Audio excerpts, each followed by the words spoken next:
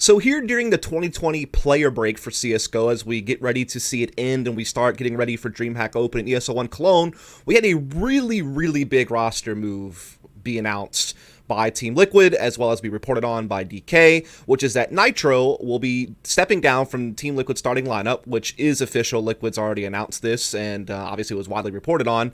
And his replacement will be Grim, which is not official yet, but it has been reported by DK and other sources that this will indeed be the move. And Adren, the coach of Team Liquid, while he was streaming, pretty much already kind of mentioned how Grim would be used on the team, so it's pretty much official, I guess you could say, as official as it can be without Liquid actually putting a statement out. And so this is the move that we're going to be talking about. And so I want to start kind of by talking about nitr0 and his time on Team Liquid and some of the accomplishments that Liquid had with him on the team, as he was a part of the team for the better part of 5 years. I mean, he has spent pretty much his entire professional career on Team Liquid. I mean, he was briefly on iBuyPower early on, you know, when he was just like kind of 18 years old. He's now 24. But yeah, pretty much his entire pro career has been with Team Liquid, and so they have really been intertwined for such a long time. Just a staple of the team. Same could be said really for Elige, who's been on the team pretty much just as long as nitr0 has been, and has been, you know, another really key piece of the lineage of Team Liquid CSGO. And you know, so I kind of want to hit on that. I'm not going to go in full detail. I mean, it is 5 years of Counter-Strike. After all, I'll be sitting here forever if I was picking it all apart. But I'll definitely kind of hit some highlights and then try to talk about nitr0 individually throughout all of it. And then after that, I'll also talk about, was this change needed? Was this a good change? And just kind of talk about, you know, the Team Liquid side of it, about whether or not this was a good move. And then we'll talk a little bit about Liquid's future, nitr0's future, and kind of little bits and pieces along the way, right? I'll try not to ramble too much, but I haven't done one of these videos in a while, actually. So I'm trying to settle in back into doing some content here. So to kick things off, you know, the way that nitr0 got his start in professional Counter-Strike was when he was shockingly added to the iBuyPower lineup right before the DreamHack Winter 2014 major. And this was shocking because essentially Swag and company got rid of Dazed, and Steel wanted to quit the team anyway, so he was out the door. And this put iBuyPower in a really bad place going into that major because they were considered a shoe-in to make the playoffs. I mean, I think if the team would have kept Dazed and company, I think they probably would have at least made it out groups at this major. That would have been pretty big for North America and pretty big for the iBuyPower team, who had already had a couple of pretty solid international results. And, you know, this was really crazy stuff to see this happen, especially because there was no real leader that was brought in to replace him. I think maybe either AZK or Swag was doing some IGLing at this event in place of Dazed, which was just, it was kind of out of nowhere. So it was really weird, and what happens later is even weirder because Dazed kind of comes right back to the team. We all know what happens there when he tries to get Hiko and Skadoodle and tries to make this super team going into 2015, and then the whole you know match throwing controversy. I'm not really going to get into all that, but basically that's how nitr0 got his start. Was he filled in for iBuyPower for essentially 2 events, which was the DreamHack Winter 2014 major, and then he also played for them at the ESEA LAN that came pretty much just after that to kind of, you know, end out 2014. And to be honest, though, he actually played pretty well individually throughout most of this. I mean, he helped the team take a 3rd place at the SCA LAN. Again, he was fresh. He was 18. He had no pro experience beforehand and actually looked like a prospect. Looked like someone to really keep an eye on.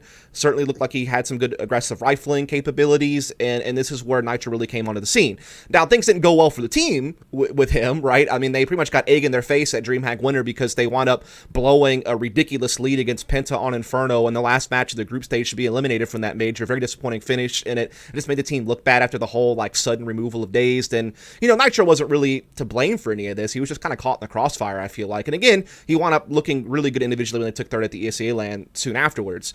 Now, he was left out of iBuyPower after that, again, because we already know that Dazed returns to the team. They're trying to make the super team and all that good stuff heading into 2015. And so that's where he takes his departure of iBuyPower group, and he winds up joining Team Liquid for X Games Aspen in January 2015. So that's where his career kind of takes place with Team Liquid. And, you know, again, he was on this team for the better part of 5 years from that point forward. Obviously, there's a lot of other roster moves that took place over the years, but he was always, you know, a permanent fixture of the team throughout all of that. And he played different roles throughout his career, and he had different ups and downs throughout his career individually when it comes to his individual form, as well as when it comes to the team's results. I mean, there was really up and down periods, and it started out quite slow, actually, because they did go out in groups to X Games Aspen. Fair enough, they lost to Fnatic and LDOC, probably the 2 best teams in the world at that time. And so they went out in the group stages there. And then for a lot of 2015, Liquid was just kind of placing top 8 at best at LAN events. They weren't really doing much. They had some good regional results here and there, but they really didn't get much going until I would say towards the end of the year when they had the second place at the Alba Power Cup, losing to Cloud9 in the finals, and then they had a top 4 at IEM San Jose. Now they went to 2016, they obviously got the top 4 at MLG Columbus, they obviously did really well at DreamHack Austin to start off 2016, and then really after that, they had a lot of struggles throughout the rest of 2016, and really wasn't until mid-2017 that the team really got some consistency to them, where they had the top 8 at Cologne, and the second at Mykonos, and the second at ESL1 New York for that year. And it was at this time that you really started to see nitr0 become a really consistent contributor to the team. You know, particularly the 2018 run is where he really became a big contributor to the team. You know, obviously all the top 4s, always placed a second to Astralis. That was kind of the story of 2018, but they became a little legitimate, you know, elite level team in 2018, and nitr0 was a big part of that, not only as a fragger, but also as a leader. And even prior to that, you know, he had a lot of value. I think nitr0 was always at his best when he was kind of an entry fragger. He was particularly a specialist on Cache, where he was just super good and felt super comfortable on that map and was really, really good at entering. Now, early on in his career at Team Liquid, I felt like at one point he had a bit of identity crisis, where he at one point tried to be a primary opper, and it did not last very long. It didn't go very well. And the same thing kind of happened where he became the in-game leader. Like when Adren left Team Liquid with the whole thing with Simple and all that good stuff, the team was in need of an in-game leader. You know, it first went to nitr0, and it didn't last very long before it eventually went to Hiko for a time. And really, they were kind of scrambling for in-game leadership for a long, long time. It seemed like, again, kind of an identity crisis for nitr0 individually, because he was struggling to find his form and find his rhythm and maybe just find his identity as a player. And so it felt like these were kind of grand experiments for him to try to figure himself out almost in ways. I remember even talking to some different people affiliated with Liquid at that time, and it just seemed like it was either a confidence thing or again, just him wanting to kind of almost go on this like CSGO vision quest where he's trying to figure out what he was supposed to be and what he was supposed to do, almost like he wanted to turn his back on being what he was really good at, which was an entry fragger. I mean, he was really one of the best entry fraggers in North America, you know, throughout probably the stretch that he played on the team, particularly from like 2015 to 2018. I would definitely put him as one of the best entry fraggers. I mean, certainly you had other ones like Freakazoid with his summer 2015 run, where he's like kind of like a role-playing entry fragger. Obviously, someone like Elige was always really good at doing some type of entry work. He obviously later can point to people like Stewie and Tarek, who also were good at those roles. Rush, obviously, over at Optic, was one of those guys who was always really good at the role. But nitr0 was really kind of one of those people who really embraced the role and was really good at it kind of in the early to mid portion of his career with Team Liquid, but then kind of, again, lost himself along the way, tried these other roles. And the thing is, though, is he wound up coming back to these roles, obviously, when 2018 had their run of being an elite level team in 2018 and kind of all the success they had in 2019 with the Intel Grand Slam, you know, obviously, and just, you know, all those titles that went along with that, the big finishes, starting off the year with the Alba Power Masters victory over their nemesis Astralis, and all that stuff that happened in 2019. He came back to these roles of being, you know, an opper and an in-game leader, and he did so very effectively.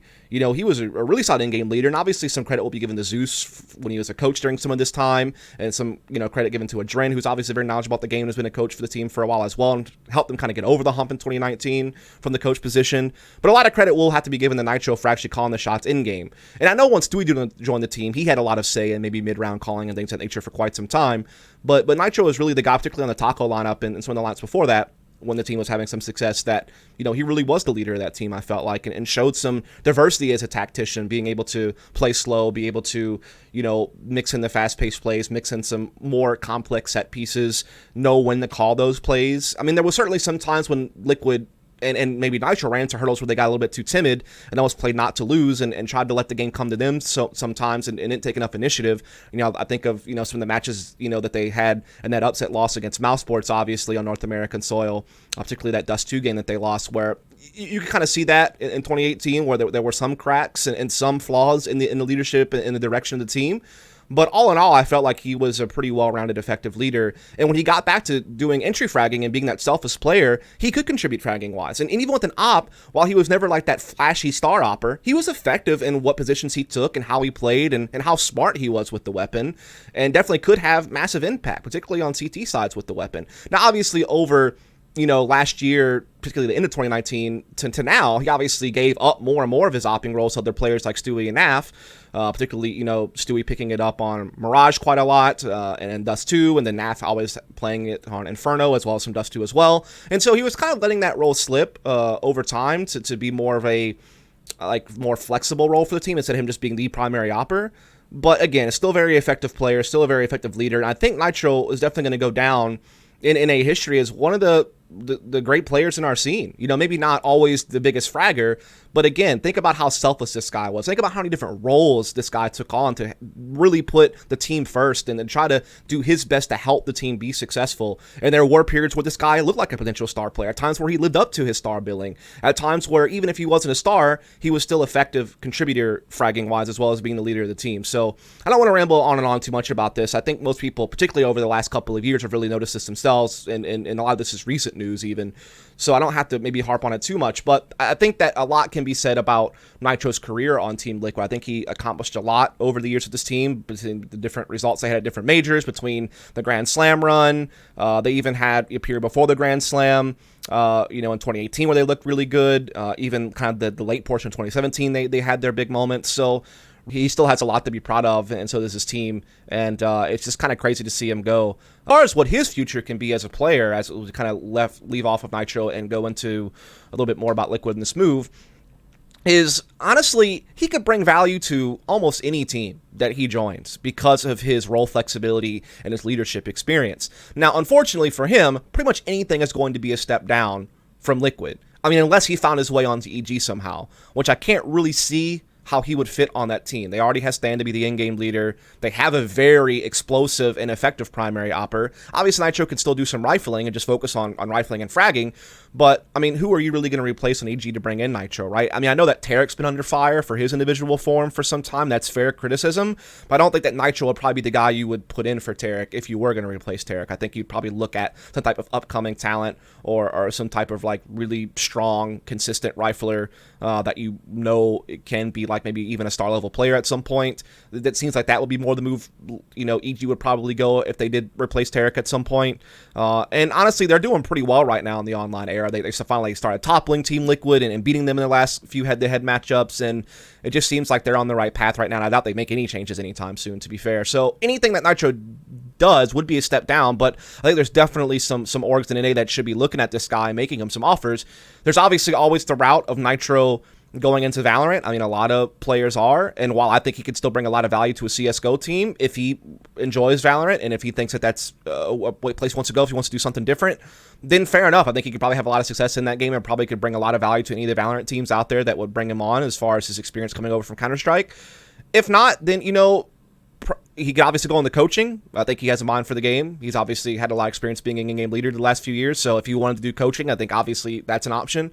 He can really do whatever he wants. I mean, if he has, the desire, he could obviously try to go the commentator, desk analyst route, I guess. I never really seen him really look to be on camera too much or focus on doing content or anything like that, but he could always start and pick it up and see where it goes. I mean, obviously we've had a lot of people come in and were rough at the start, but, after a lot of reps and practice and preparation and kind of getting a feel for things, they turn out to be great broadcasters and great content creators. So that's always an option for him too, if he wants to stay involved in CSGO in some type of other capacity besides actually being a competitor. So honestly, the sky's the limit for this guy. I mean, I think that he could really do whatever he wants, and I wish him the best no matter what he decides to do. I think he can definitely bring a lot no matter where he goes. Now, as far as whether or not this was a good move for Team Liquid, really the only way that you could argue it is if you really buy into the idea that Liquid's been falling off since 2019, and it's continued to fall off since then, and is in really dire need of something to save them. That's the only way you can make that argument. But I would argue that their end of 2019 wasn't as bad as people make it out to be. That's like my first argument. And then obviously we can get into 2020 and the fact that the majority of the shit's online, and how much can you really pull away from that, and shouldn't you be waiting for lands, and shouldn't you be waiting for things to kind of get back to normalcy before you start making big decisions? I mean, there's that side of it too. So to kick things off, we'll talk about the end of 2019. First off, I'm going to write Malmo off as a fluke. Yeah, they did have some embarrassing losses to Optic and Greyhound and get eliminated really early, but that was really fluky. There was some special travel situations as they were coming off of New York and basically had no rest time coming over from New York to go overseas to Europe to play at this event.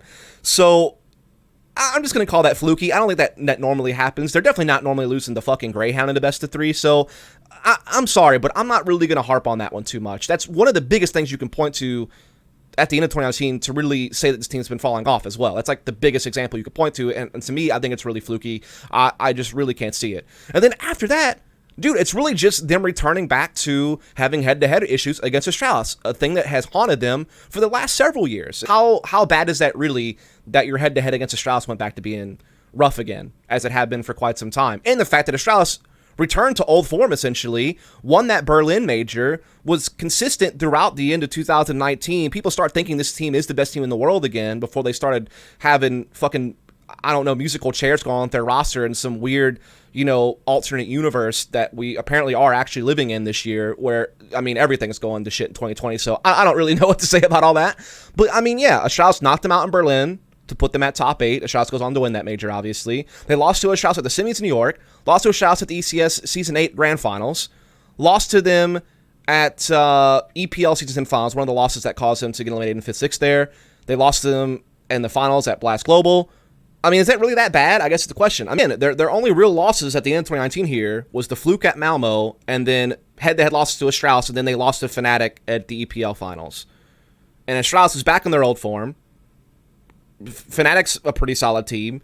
So I just really can't see how you could really harp on Liquid's into 2019 too much.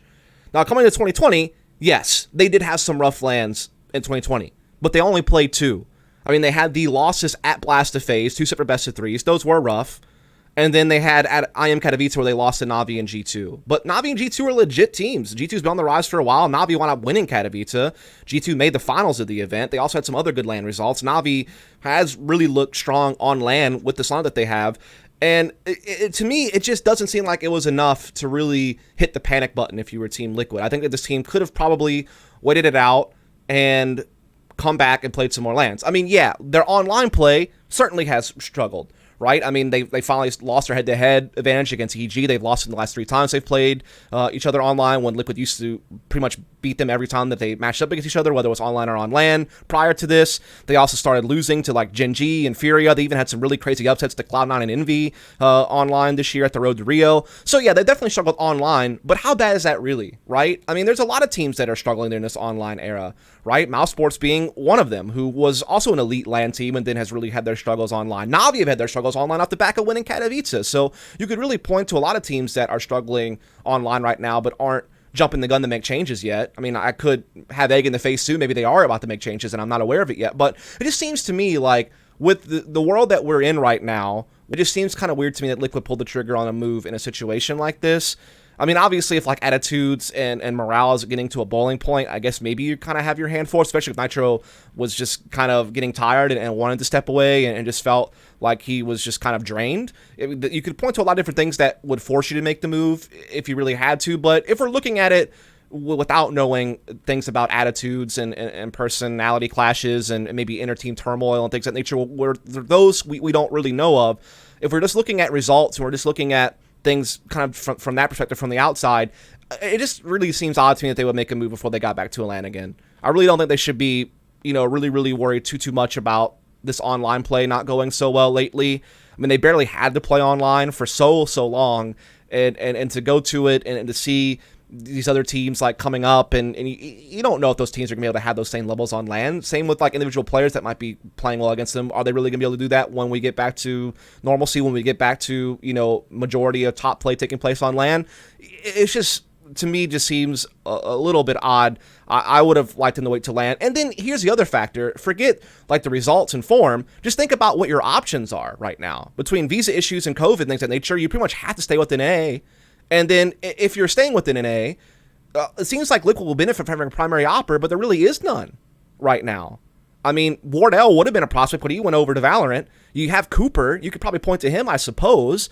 But, when you compare it to, like, top operas in the world, I'm sorry, Cooper's just not really there yet.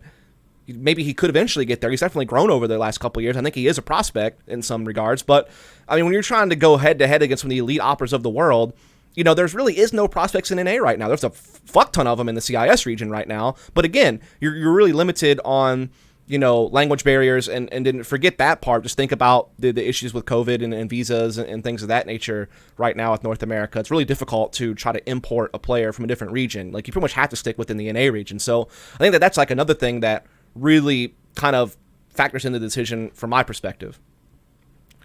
Now, when it comes to them settling on Grim, Grim, I first noticed him when he was on Soar back in 2017. And he was tearing it up in Mountain Dew League at this time, having some crazy numbers. He also had some really good games in like the minor qualifiers for E-League Boston and the E-League Premier qualifiers at that point in the year. They were getting some upsets against some good teams, or playing some really good pro teams close. They're all a bunch of young players, and he was definitely one of the bright spots on the team. Now, he had to leave SOAR because when SOAR got promoted into EPL and such, he was too young to compete because he was only like 15 years old or something like that at this point, I think.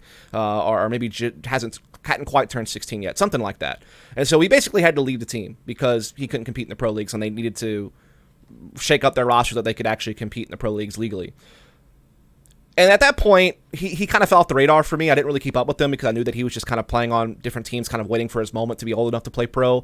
And then when he finally got that moment, it was basically when he got to play with Dignitas in 2018. But his entry into Pro CSGO at Dignitas in 2018 was kind of rough, to be honest. Like, they weren't doing that great, and eventually he was struggling. And he seemed like he was just an up-and-down player for the bulk of 2018 and 2019. Now, that's not to say that all of his play was bad on Dignitas and stuff like that. He certainly had his games where he looked promising still, and he certainly had his moments. But again, just kind of an up-and-down player. Didn't have that consistent form that someone like the more glaringly obvious potential prospects will have usually whenever they start getting looked at by top teams in the region. He just didn't quite hit that mark. But certainly he was a name to still keep an eye on. It's just, I kind of lost track of him because it seemed like his trajectory started to kind of either flatten out or maybe even start going downward. But it is worth noting that in 2020 here, he has been absolutely ripping people apart on this Triumph team in the online era that we're in right now.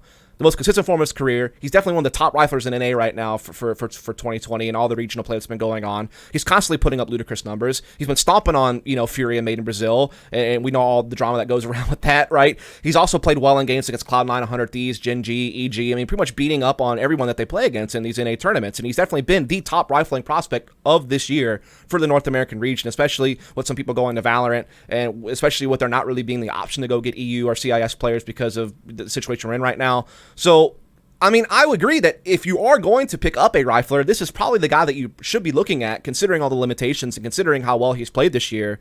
But you have to wonder if he's going to be able to transfer that to LAN whenever we do get back to that point. And Liquid's going to be expected to be, a competitor at all these top-level events whenever we do get back to that point. And so that's always the question that's going to be raised, is if Grimm is going to be able to live up to it when it comes to that point. Let's talk about what is leadership of the team like going to be now. I mean, I know Stewie's been the in-game leader for quite a while now, actually, and has always been really evolved as a mid-round caller ever since he joined the team in 2019. But I do kind of still wonder about that. I also still wonder about the musical chairs opping situation for the team. It does seem like that could still be an issue that they're going to be dealing with for that could cause them problems. And I just think that there are still some real concerns with the team as far as how roles are going to go going forward. And I think there's also still concerns about Grimm, whether or not he can maintain this form whenever they start playing against elite level teams, particularly in a LAN environment.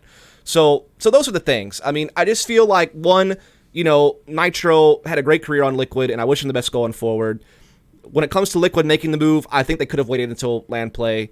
I just think that the options are too limited right now, and it's too hard to read how good the team is when you're mostly playing online for the entirety of the year and don't really have many LAN results to go off of, to think about what the team's form is actually and what their trajectory is. And then as far as Grimm goes, I just think that, again, just while I think he certainly should be a name to be looked at going forward, and I hope he does well. I mean, I don't know that much about him, to be honest, other than what I've mentioned and just like the brief play I've seen of him so far. I definitely think that he is a guy that deserves the shot at a big name team, but I think maybe this is either a little bit too soon or just kind of the wrong environment for it. Now, I hope it works out, like, especially for Grimm. Man, I hope that things go well for you, dude, and I hope that you keep playing well, but it just, I don't know, man. Something just seems weird about how this move took place and the timing of it all. But again, hopefully things go well for Liquid going forward. Hopefully things go well for Grimm, and hopefully nitr0 still finds what he wants that makes him happy and allows him to continue to be successful in something. And that's where I'll leave it. Hope you folks enjoyed the video. If you did, follow, subscribe for more content. Catch you next time.